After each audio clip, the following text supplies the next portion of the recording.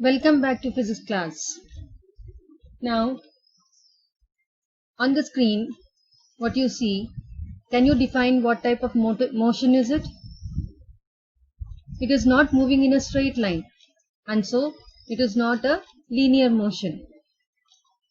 It is moving in a circular fashion, and so it is a circular motion. Can you tell how the minute hand and the second hand are moving? They are covering equal distance in equal intervals of time, and so it is a uniform circular motion.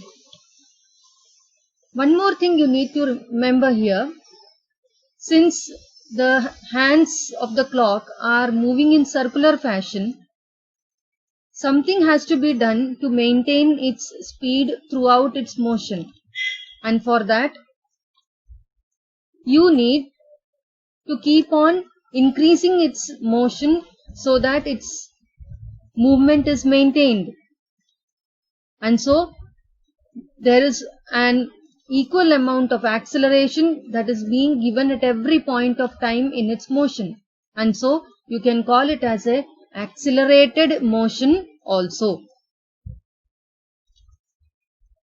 Now, what is a uniform circular motion?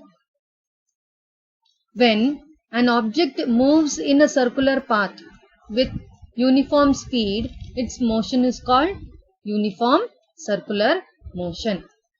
Now, when you say in a circular fashion, then the distance covered will be the circumference of that circle. And so, if you want to find the circumference of the circle, and if you know the radius of the circle, then the circumference will be 2 pi r, and the velocity will be the circumference divided by time, that is 2 pi r by t. Shall we see a problem based on this? A rock is tied to a string of length 1 meter and is swung by a boy. It completes 100 rounds in 1 minute. Find the velocity in meter per second. Now here the given is length is 1 meter and it says that it is completing 100 rounds in 1 minute, and we need to find the velocity. Now here the velocity is distance by time.